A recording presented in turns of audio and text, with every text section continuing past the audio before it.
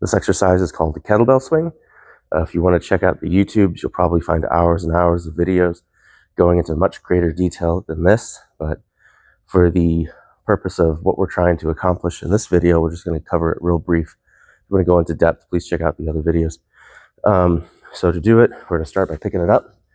We'll go with a frontal view for the start, and then we'll go over to a lateral view. So we're going to have a kind of a wider stance. What we're trying to do is swing this basically between our legs and go up. So when you do this, you want to breathe into your stomach, kind of create that brace, right? So enter abdominal pressure, go hold it into that belly, and it's going to be quick bursts as you're going. So it's going to be like down. So that's kind of how the breath work of this exercise is going to work. This is going to be a high repetition exercise. You're going to go up to sets of 15 to 20.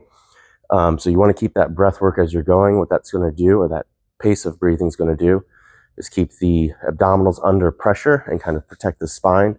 If this just goes all into a lower back exercise where you're hinging all through your back without keeping that brace, your back's going to get lit up in a bad way.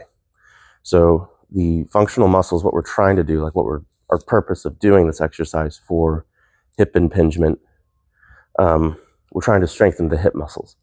And so by getting that strong brace, which is what we first do, you're going to take this weight and kind of swing it through the legs, right? Hinge down, slight bend in the knees, and you go 1, 2, 3, 4, right? And then you go on and so forth, so forth. So what we're doing, now going to the side view, is we don't want to bring it all the way up here. If you wanted to do what the Boogs does and really smash it, I have nothing against that if it's intentional. Like if you're intentionally trying to bring that power through the traps and turn it into that, then do it. But for the purpose of what we're trying to do here, not necessary. So just down, up, down, up. Let your glutes kind of be the guide, and wherever the power from that motion ends, that's where the kettlebell stops. So we're not intentionally bringing it up.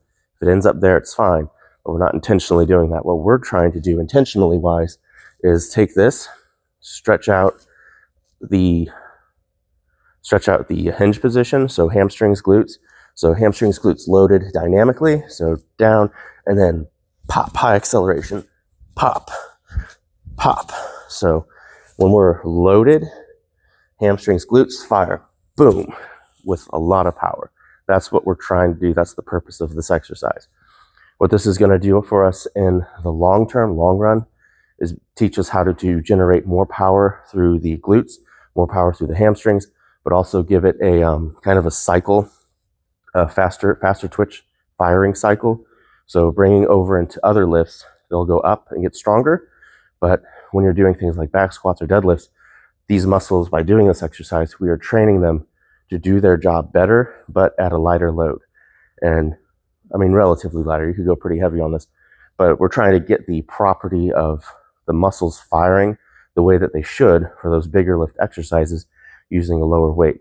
And then what that's going to do is just help prevent injury, but also get the properties of that muscular fiber working better.